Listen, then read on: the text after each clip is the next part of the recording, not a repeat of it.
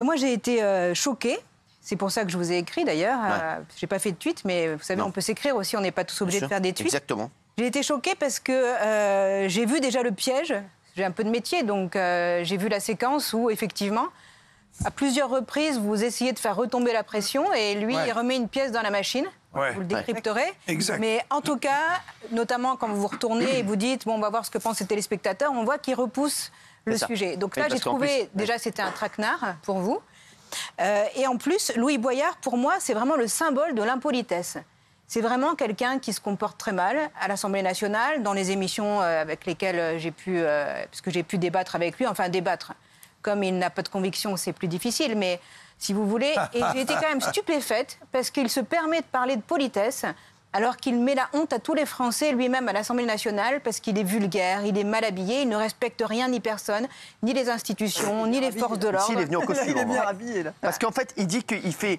Et il met un point d'honneur à venir mal habillé à l'Assemblée nationale. Il dit je veux venir en basket. Écoutez, moi ça me dérange. D'accord. Parce que je trouve que c'est une image.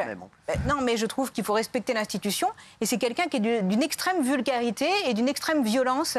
Parce qu'en fait, c'est quelqu'un qui me remet en cause régulièrement les choses qui constituent même la République. Alors là, je sais que ça va vous énerver parce que je fais un peu de politique, mais l'histoire est politique. Et se permettre comme ça, si vous voulez, de parler d'impolitesse, j'ai trouvé ça complètement dingue. Et ensuite, j'ai écouté aujourd'hui la séquence à l'Assemblée nationale, et là où on voit la supercherie, c'est qu'il vous redemande un débat. Oui. C'est-à-dire qu'il vous redemande un débat. Ouais. Donc il y a un moment, la question que je me pose, je veux bien que tout le monde ne soit pas habitué à l'émission, mais on sait très bien que l'émission, on se fait bousculer. Moi, j'ai fait TPMP, j'ai fait BTP. BTP, c'est très difficile.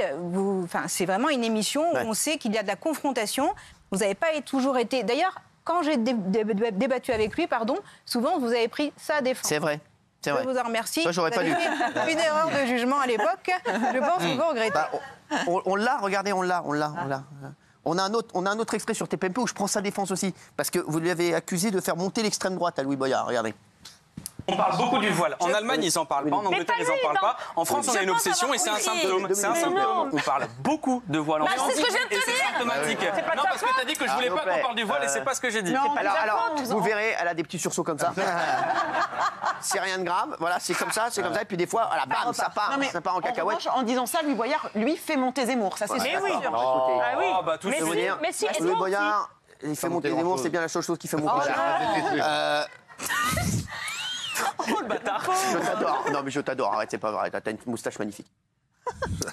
Voilà, donc c'est vrai que voilà, c'était bon temps. Il était chroniqueur là en plus, donc on voit bien qu'il est tout sourire, il est très content de prendre sa pige. Il est bien placé. Et tout à l'heure, depuis tout à l'heure, on essaie de chercher du fond dans ce que dit Louis Boyard, mais pardon, mais il n'y a aucun fond. En fait, on voit bien que c'est juste un gratteur de buzz, quelqu'un qui va sur les émissions de télé dans un seul but, c'est faire sa promotion personnelle. Il suffit de voir la manière dont il se met en scène sans cesse.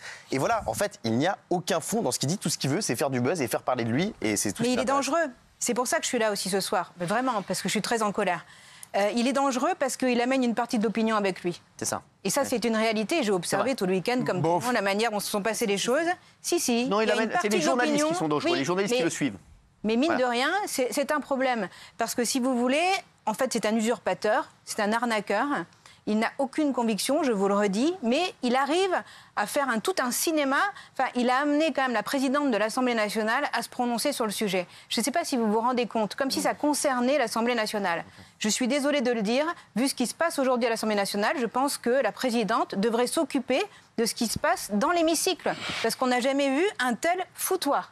Donc, se prononcer sur une émission... Non, mais je trouve ça dingue. C'est un foutoir. Moi, je suis focus là-dessus parce que je trouve que c'est un exemple pour nos enfants qui est déplorable. Je voudrais dire un petit mot personnel aussi. Parce que j'ai entendu un moment qui disait que, soi-disant, on était influencé pendant les émissions. Moi, j'ai fait 3 ans de Balance ton poste. Non, mais ça, on va l'attaquer pour ça. Je vous le dirai tout à l'heure, mais vous verrez, on va l'attaquer pour ça. Ça, c'est sûr et certain. Ça, c'est vraiment... Alors, allez-y, Laurence. Je voulais vous dire que non seulement il n'y a pas de consigne, d'ailleurs, si on m'en avait donné, vous me connaissez, ça n'aurait pas fonctionné. Et d'ailleurs, c'est un peu nous cracher au visage que d'imaginer que quand on est chroniqueur, on reçoit des consignes, on vient sur un plateau, et qu'on sert la soupe. Je ne sais pas pour qui il se prend, mais en tout cas, personnellement, moi, j'ai des convictions, pas lui. Donc j'ai trouvé que cette attaque était complètement déplacée. Je ne vais même pas sur le sujet de la trahison. Je vais vous lire nos échanges tout à l'heure également. Vous verrez nos échanges. Merci en tout cas. Mourad. Écoutez, Cyril, moi, je vais être un peu plus mesuré. Je ne pense pas qu'on puisse dire, et ça n'est pas audible, que de dire que Louis Boyard est mal habillé, que c'est un usurpateur. Ah oui. Je ne suis pas d'accord avec ça parce que je crois qu'on perd en crédibilité, excusez-moi, mais je crois que pour qu'un propos soit audible, il faut être un tout petit peu plus dans la mesure. Moi, je voudrais revenir simplement... de la sincérité. Oui, mais en fait, Louis Boyard n'est pas l'incarnation du diable sur Terre, et je crois qu'il faut rester mesuré sur la séquence. Sur la séquence, la vulgarité, il y a un triple problème. Il y a un triple problème que moi j'ai identifié. Et il y a 3 reproches qu'on a fait principalement à Cyril. Le premier reproche qu'on a fait à Cyril, c'est la loyauté. Une loyauté qu'il aurait et qu'on lui a reproché. D'abord, sur la loyauté, si on ne parle pas de la loyauté, on ne peut pas comprendre cette séquence et on ne peut pas comprendre le problème. Parce que ce qui s'est passé, ce qui a été gênant pour tout le monde quand on a regardé cette séquence, c'est qu'à mon sens, le plateau était déséquilibré, puisqu'effectivement, il s'est retrouvé un petit peu seul, un petit peu isolé. Ça a donné un sentiment. Mais effectivement, c'était pas un débat contre lui. Non, j'entends, mais juste sur la... C'est lui qui a joué la carte du solo. Moi, contre tout le monde, regardez. Je dis, c'est lui qui s'est mis volontairement dans cette position. C'est lui qui voulait ça.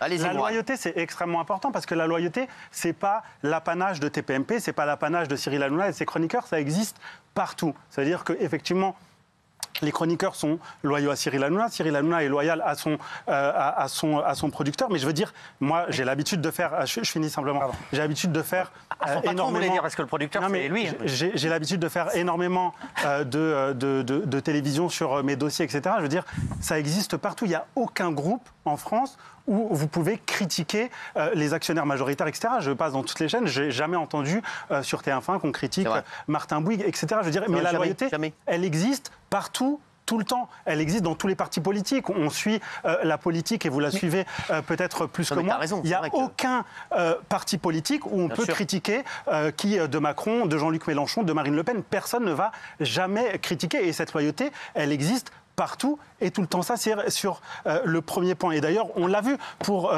Alexis Corbière et pour Madame Garrido, on voit bien que justement, ils sont face à un conflit de loyauté. Ce qu'on appelle un conflit de loyauté, puisqu'il y a la loyauté qu'ils ont envers vous et la loyauté qu'ils ont envers le parti. Et ça pose une problématique, ça pose un problème. Je crois qu'ils ont montré leur loyauté, que ce soit Jean-Luc Mélenchon, Raquel Garrido ou Alexis Corbière, en ne réagissant pas, je trouve.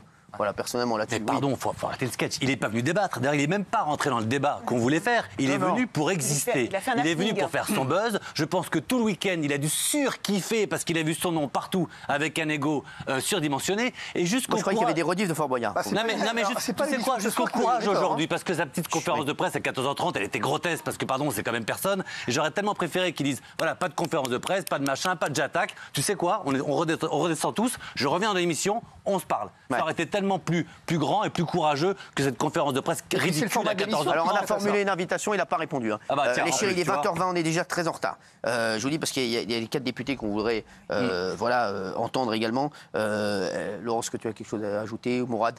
Alors moi juste sur la montée de l'extrême droite, ça pour le coup je voudrais quand même en dire un mot parce que c'est là où à mon sens on sort du cadre de ce qui s'est passé pour entrer dans quelque chose de plus politique. Moi je voudrais simplement dire la vérité qui est la mienne dans votre émission.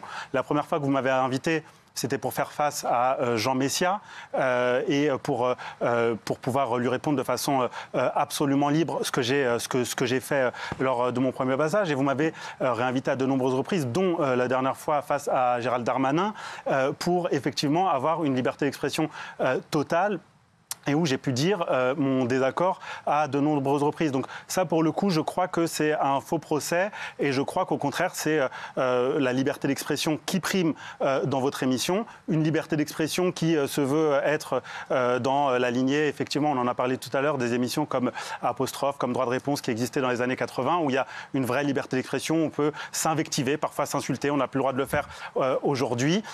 Mais en tout état de cause, c'est dans cette lignée que je viens. En tout cas, moi, à chaque fois que je suis venu, c'est avec effectivement une liberté d'expression totale et entière. Merci. Je voudrais juste répondre à monsieur qui a dit que j'insistais, que j'abusais, mais pas du tout, monsieur. Je suis sûr qu'on est loin encore de la vérité, de la dangerosité de ce type de personnage, et vous verrez ce qui va se passer après, et vous verrez quel impact ça peut avoir sur l'institution qu'est l'Assemblée nationale. Et Cyril, est-ce que le vrai racisme, c'est de ne pas serrer la main, par exemple, d'un député du Rassemblement national? Est-ce que c'est pas du racisme? Pour moi, ça, c'est le vrai racisme. Ou est-ce que le vrai racisme, c'est pas de participer à une manifestation qui se termine par mort aux Juifs, avec des gens de LFI? Exactement, ça, pour moi, c'est le vrai racisme. Oui.